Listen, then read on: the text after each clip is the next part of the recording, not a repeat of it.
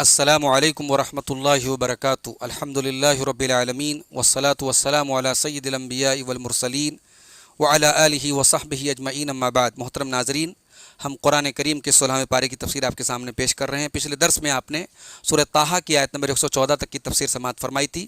آئیے آگے بڑھتے ہیں اور آج 16ویں پارے کو مکمل کرتے ہیں۔ اعوذ باللہ من الشیطان الرجیم، وَلَقَدْ عَهِدْنَا إِلَىٰ آدَمَ مِن قَبْلُ فَنَسِيَ وَلَمْ نَجِدْ لَهُ عَزْمًا، اور یقیناً ہم نے اس کے پہلے حضرت آدم کو تاکیدی حکم دیا تھا، فنسیہ، لیکن وہ بھول گئے، ولم نجد لہ عزما، اور ہم نے ان کے اندر عزم نہیں پایا۔ کیا مطلب؟ یعنی انسان کے اندر دو چیزیں انسان کی فطرت میں داخل ہیں۔ ایک تو یہ ہے کہ نسیان، انسان بہت جلدی بھول جاتا ہے، اور دوسرے ارادے کی کمزوری، اور یہی دونوں کمزوریاں عام طور سے شیطان کے وسوسے میں پھنسنے کا سبب بنتی ہیں۔ اگر ان کمزوریوں میں اللہ تعالیٰ کے حکم سے بغاوت کا جذبہ نہ ہو اور اللہ کی نافرمانی کا پکا ارادہ نہ شامل ہو، تو بھول اور ارادے کی کمزوری سے ہونے والی جو غلطی ہوتی ہے وہ انسان کی عصمت اور نبوت کے مقام کے منافی نہیں ہے۔ حضرت آدم علیہ السلام اللہ کے نبی تھے، لیکن جب اللہ تعالیٰ نے ان کو اس درخت کے قریب جانے سے منع کیا تھا، لیکن جب شیطان نے ان کو وسوسہ ڈالا اور چکنی چپڑی باتیں کی تو وہ بھول گئے، اور اسی طریقے سے حضرت آدم علیہ السلام جو ہے ان کے ارادے میں بھی کمزوری آ گئی، اور جب شیطان نے یہ کہا کہ اس درخت کو اگر آپ کھائیں گے تو آپ کو بادشاہت مل جائے گی، آپ ہمیشہ رہیں گے، فرشتے بن جائیں گے، تو پھر وہ اپنے ارادے پر قائم نہ رہ سکے، اور اس کی وجہ سے وہ شیطان کے وسوسے کے شکار ہو گئے۔ تو اس کا قطعاً یہ مطلب نہیں ہے نعوذ باللہ کہ حضرت آدم علیہ السلام کی نبوت کے منافی یہ امر تھا، بلکہ ان سے ایک بھول چوک ہو گئی، اور جو انسان کی سرشت میں ایک چیز داخل ہے کہ انسان بھول جاتا ہے اور ارادے کا کمزور ہوتا ہے، یہی دو چیزیں اللہ تعالیٰ نے یہاں بیان کی کہ ہم نے آدم کو تاکیدی حکم دیا تھا، فنسیہ، وہ بھول گئے، ولم نجد لہ عزما، اور ہم نے ان کے اندر عزم نہیں پایا، یعنی ارادے کی مضبوطی نہیں پائی، وہ اپنے ارادے پر قائم نہیں رہ سکے۔ وَإِذْ قُلْنَا لِلْمَلَائِكَةِ اسْجُدُوا لِآدَمَ فَسَجَدُوا إِلَّا إِبْلِيسَ أَبَىٰ، اور یاد کرو جب ہم نے فرشتوں سے کہا کہ آدم کو سجدہ کرو، سارے فرشتوں نے سجدہ کیا سوائے ابلیس کے، ابا، ابلیس نے صاف انکار کر دیا سجدہ کرنے سے۔ فَقُلْنَا يَا آدَمُ إِنَّ هَذَا عَدُوٌّ لَكَ وَلِزَوْجِكَ فَلَا يُخْرِجَنَّكُمَا مِنَ الْجَنَّةِ فَتَشْقَىٰ، ہم نے کہا کہ اے آدم، یہ تمہارا اور تمہاری بیوی کا دشمن ہے یہ ابلیس، فَلَا يُخْرِجَنَّكُمَا مِنَ الْجَنَّةِ، یہ ہرگز تم کو جنت سے نہ نکلوا دے، فَتَشْقَىٰ، ورنہ تم مصیبت میں پڑ جاؤ گے۔ یعنی جنت میں کھانا مل رہا ہے، پینا مل رہا ہے، لباس مل رہا ہے، اور مسکن رہنے کا ٹھکانہ مل رہا ہے، جنت سے نکل گئے تو یہ تمام چیزیں تم سے چھوٹ جائیں گی اور تم مصیبت میں پڑ جاؤ گے۔ تو انسان کو دنیا میں ان بنیادی ضرورتوں کے لیے آج محنت کرنا پڑ رہا ہے۔ جنت میں حضرت آدم کو بیٹھے بٹھائے یہ تمام چیزیں مل رہی تھی، تو دونوں کو یہ نہیں کہا گیا، بلکہ صرف حضرت آدم سے کہا گیا کہ تو مصیبت میں پڑ جائے گا، جبکہ مصیبت میں تو دونوں پڑنے والے تھے۔ اس سے یہ پتہ چلا کہ اصل مخاطب جو تھے وہ آدم تھے، اور چونکہ بنیادی ضروریات کو فراہم کرنا یہ مرد کی ذمہ داری ہوتی ہے، تو اگر جنت سے نکلیں گے بھی تو حضرت حوا کی کفالت کرنا، ان کے لیے تمام چیزوں کا کھانے پینے رہنے کا انتظام کرنا یہ حضرت آدم ہی کے ذمہ ہوگا۔ اس لیے اللہ تعالیٰ نے حضرت آدم سے کہا فتشقا، ورنہ تم مصیبت میں پڑ جاؤ گے۔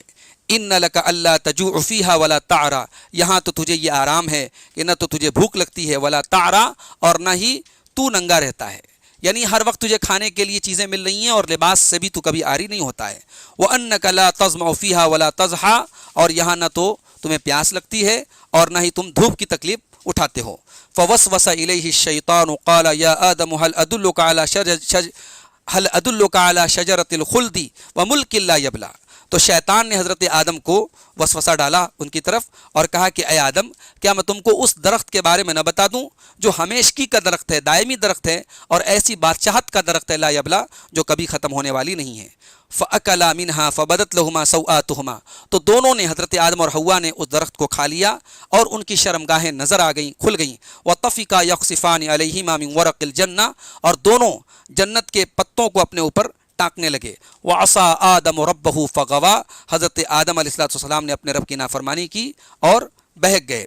تو یہاں اس سے بعض لوگ یہ استدلال کرتے ہیں کہ حضرت آدم علیہ السلام سے جب یہ غلطی ہوئی اس وقت وہ نبی نہیں تھے، لیکن معصیت جس کو یہاں کہا گیا حضرت آدم کے حق میں، وہ ظاہر ہے انسان کی فطرت کا ایک تقاضا ہوتا ہے، انسان بھول جاتا ہے عام طور سے اور ارادے پر قائم نہیں رہ جاتا، لیکن چونکہ جس کا مقام جتنا بڑا ہوتا ہے اس کی چھوٹی چھوٹی باتوں پر پکڑ اس کی زیادہ ہوتی ہے، تو اس لیے اللہ تعالیٰ نے یہاں اس کو حضرت آدم کی معصیت اور گناہ قرار دیا اور سیدھے راستے سے ان کے بھٹک جانے کو سے اس کو تعبیر کیا۔ ثم اجتباہ ربہ فتاب علیہ وہدا، پھر اللہ تعالیٰ نے حضرت آدم علیہ السلام کو چن لیا، فتاب علیہ اور ان کی توبہ کو قبول کر لیا، وہدا اور وہ ان کی اللہ تعالیٰ نے رہنمائی کی۔ قال اہبطا منہا جمیعا، اللہ تعالیٰ نے کہا کہ اے آدم و حوا تم دونوں یہاں سے اتر جاؤ، بعضکم لبعض عدو، تم ایک دوسرے کے دشمن ہو، فإما یأتینکم منی ہدا، تو تمہارے پاس میری طرف سے ہدایت آئے گی، فمن اتبع ہدای فلا یضل ولا یشقی، جو میری ہدایت کی پیروی کرے گا نہ تو وہ گمراہ ہوگا اور نہ ہی وہ کسی قسم کی تکلیف میں پڑے گا، ومن اعرض عن ذکری فإن له معیشۃ ضنکا، اور جو میرے ذکر سے اعراض کرے گا تو اس کے لیے زندگی میں تنگی رہے گی، وَنَحْشُرُهُ يَوْمَ الْقِيَامَةِ أَعْمَى، اور ہم قیامت کے دن اسے اندھا بنا کر کے اٹھائیں گے۔ تنگی سے مراد یہاں کیا ہے؟ بعض علماء کہتے ہیں کہ تنگی سے مراد یہاں قبر کا عذاب ہے، بعض نے کہا کہ تنگی سے مراد بے چینی ہے، بعض نے کہا تنگ دستی ہے، بہرحال یہ تمام مفہوم اس لفظ کے اندر آتے ہیں، اور اللہ تعالیٰ قیامت کے دن اسے اندھا اٹھائے گا۔ اب یا تو اس سے آنکھوں کا اندھا بھی مراد ہو سکتا ہے، اور یا پھر بصیرت، ایک ہوتی ہے بصارت اور ایک ہوتا ہے عقل کا اندھا پن، تو اللہ تعالیٰ اسے قیامت کے دن اندھا بنا کر کے اٹھائے گا۔ قال رب لما حشرتنی اعمی وقد كنت بصیرا، وہ کہے گا کہ اے اللہ تو نے مجھے اندھا بنا کر کیوں اٹھایا جبکہ میں دیکھنے والا تھا۔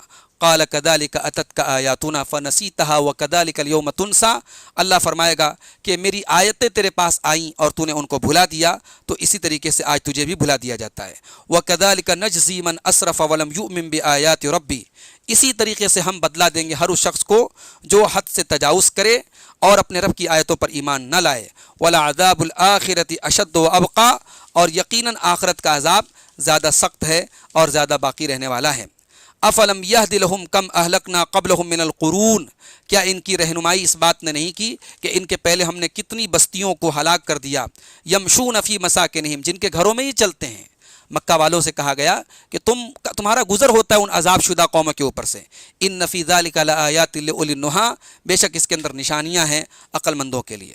ولولا کلمۃ سبقت من ربک لکان لزاما واجل مسمى، اور اگر تیرے رب کی طرف سے پہلے سے وقت مقرر نہ ہوتا تو اسی وقت ان کے اوپر عذاب آ چمٹتا۔ یعنی ان مشرکین مکہ کے اوپر اگر اللہ تعالیٰ کے نبی کو جھٹلانے کے باوجود اگر اللہ کا عذاب نہیں آ رہا ہے تو یہ نہ سمجھے کہ آئندہ بھی نہیں آئے گا، بلکہ اللہ تعالیٰ کی طرف سے جو مہلت ملی ہے وہ مہلت ختم ہوتے ہی ان کے اوپر اللہ کا عذاب آئے گا۔ فاصبر علی ما یقولون، تو اے نبی یہ جو باتیں کہہ رہے ہو اس پر آپ صبر سے کام لیجئے۔ وسبح بحمد ربک، اور آپ اپنے رب کی حمد اور تسبیح بیان کیجئے۔ قبل طلوع الشمس وقبل غروبها، سورج کے طلوع ہونے کے پہلے بھی اور سورج کے ڈوبنے کے پہلے بھی۔ ومن آناء اللیل، اور رات کے مختلف وقتوں میں بھی فسبح، آپ اللہ کی تسبیح بیان کیجئے۔ واطراف النہار، اور دن کے مختلف حصوں میں بھی واطراف النہار لعلک ترضی، بہت ممکن ہے کہ تو راضی ہو جائے، یعنی یہ امید رکھتے ہوئے کہ اللہ تعالیٰ کے آپ کو وہ مقام حاصل ہو جائے جس سے آپ کا نفس راضی ہو جائے۔ ولا تمدن عینیک الی ما متعنا به ازواجا منهم زہرۃ الحیات الدنیا، اور اے نبی اپنی نگاہوں کو ان چیزوں کی طرف مت دوڑائیے جو ہم نے ان میں سے مختلف لوگوں کو دنیا کی آرائش کے طور پہ دے رکھا ہے۔ لنفتنہم فیہ، اور ہم نے کیوں دے رکھا ہے؟ تاکہ ہم ان کو آزمائیں۔ ورزق ربک خیر وابقیٰ، اور اے نبی آپ کے رب کا جو رزق ہے وہ زیادہ بہتر اور زیادہ باقی رہنے والا ہے۔ اس سے مراد آخرت کا اجر و ثواب ہے، جو ظاہر ہے کہ دنیا کے مال و اسباب سے بہتر بھی ہے اور باقی رہنے والا ہے۔ ایک مرتبہ حضرت عمر فاروق رضی اللہ تعالیٰ عنہ اللہ کے نبی کے پاس آئے اور دیکھا کہ آپ ایک معمولی سی چٹائی پر لیٹے ہوئے ہیں اور بے سر و سامانی کا عالم یہ ہے کہ گھر میں چمڑے کی 2 چیزوں کے علاوہ کچھ نہیں ہے۔ حضرت عمر فاروق کی آنکھوں میں آنسو آ گئے اور انہوں نے کہا کہ اللہ کے نبی نے پوچھا کہ عمر کیا بات ہے، کیوں روتے ہو؟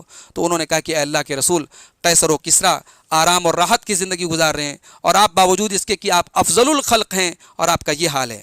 تو آپ نے فرمایا کہ عمر، کیا تم اب تک شک میں ہو؟ یہ وہ لوگ ہیں جن کے آرام کی چیزیں دنیا میں دے دی گئیں اور آخرت میں ان کے لیے کچھ نہیں ہوگا۔ تو یہاں اللہ نے فرمایا ورزق ربک خیر وابقیٰ، اے نبی دنیا کی زیب و زینت جو ہم لوگوں نے دے کے رکھی ہیں ان کی طرف آپ اپنی نگاہوں کو مت پھیریے، مت دوڑائیے، اللہ کا رزق زیادہ بہتر اور باقی رہنے والا ہے۔ وَأْمُرْ أَهْلَكَ بِالصَّلَاةِ وَاصْطَبِرْ عَلَيْهَا، اپنے گھر والوں کو نماز کا حکم دیجئے اور خود بھی نماز کی پابندی کیجئے۔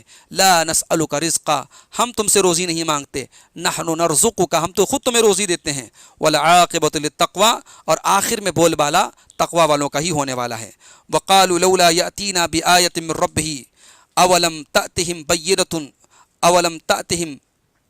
بَيِّنَةٌ مَّا فِي الصُّحُفِ الْأُولَىٰ، یہ لوگ کہتے ہیں کہ یہ نبی ہمارے پاس اپنے رب کی طرف سے کوئی نشانی کیوں نہیں لایا؟ کیا ان کے پاس پہلے کی کتابوں کی واضح دلیل نہیں پہنچی؟ اولم تأتہم بینۃ ما فی الصحف الاولیٰ، یعنی تورات ہے، انجیل ہے، زبور ہے، کیا ان میں اللہ کے نبی کی صفات موجود نہیں ہیں؟ کیا اس سے اللہ کے نبی کی نبوت کی تصدیق نہیں ہوتی ہے؟ اللہ تعالیٰ نے یہ سوال مکہ کے کافروں سے کیا۔ وَلَوْ أَنَّا أَهْلَكْنَاهُمْ بِعَذَابٍ مِّن قَبْلِهِ لَقَالُوا رَبَّنَا لَوْلَا أَرْسَلْتَ إِلَيْنَا رَسُولًا فَنَتَّبِعَ آيَاتِكَ مِن قَبْلِ أَن نَّذِلَّ وَنَخْزَىٰ، اور اس سے پہلے ہی ہم انہیں عذاب سے ہلاک کر دیتے تو یقیناً یہ کہہ اٹھتے کہ اے ہمارے رب، تو نے ہمارے پاس اپنا رسول کیوں نہیں بھیجا؟ لولا ارسلت الینا رسولا، تو نے اپنا رسول ہمارے طرف کیوں نہیں بھیجا؟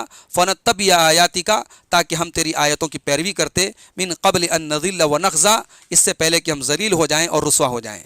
قل کل متربص فتربصوا، اے نبی آپ کہہ دیجئے کہ ہر ایک اپنے انجام کا انتظار کر رہا ہے، فتربصوا، تو تم بھی انتظار کرو۔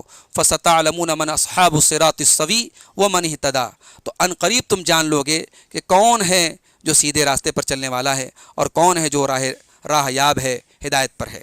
تو یہ سورہ طٰہٰ یہیں پر مکمل ہوتی ہے۔ آج ہم لوگوں نے سورہ طٰہٰ کی آیت نمبر 115 سے لے کر کے 135 تک کی آیات کو دیکھا ہے۔ اس میں ایک بات تو یہ معلوم ہوئی کہ نسیان اور ارادے کی کمزوری، یہ انسان کی دو بنیادی کمزوری ہے جو انسان کی فطرت میں شامل ہے، اور انہی دونوں کمزوریوں کے سبب حضرت آدم اور حوا نے جنت کا وہ درخت کھا لیا تھا جس کو کھانے سے اللہ تعالیٰ نے منع کیا تھا، اور انہوں نے پھر اللہ تعالیٰ سے سچی توبہ کی اور اللہ نے ان کی توبہ کو قبول کیا۔ اللہ کے ذکر سے اعراض کرنے والا، اللہ کی شریعت سے بغاوت کرنے والا دنیا میں بھی بے سکون رہے گا اور آخرت میں بھی اس کا انجام بہت برا ہونے والا ہے، وہ بصارت اور بصیرت دونوں سے محروم ہو جانے والا ہے۔ اسی طریقے سے اللہ تبارک و تعالیٰ اپنے عذاب کے سلسلے میں اپنے نافرمان بندوں کو مہلت دیتا ہے، اور جب عذاب کا وقت مقررہ آ جاتا ہے اس کے بعد وہ اپنا عذاب نازل کرتا ہے۔ دنیا کی زیب و زینت کو دیکھ کر کے انسان کو دھوکہ نہیں کھانا چاہیے، آخرت کی نعمتوں کو یاد کرنا چاہیے جو دنیا کے مقابلے میں کہیں زیادہ بہتر اور پائیدار ہیں۔ اور اسی طریقے سے ایک بات یہ بھی معلوم ہوئی کہ نماز کی پابندی خود بھی کرنی چاہیے اور گھر والوں کو بھی نماز کا حکم دینا چاہیے۔ اسی کے ساتھ 16ویں پارے کی تفسیر مکمل ہوتی ہے۔ انشاءاللہ تفسیر قرآن کا یہ سلسلہ اسی طریقے سے چلتا رہے گا اور ہم مکمل قرآن کریم کی تفسیر آپ کے سامنے پیش کریں گے۔ اللہ تعالی ہم سب کو اس کی توفیق عطا فرمائے، آمین۔ وآخر دعوانا الحمد للہ رب العالمین۔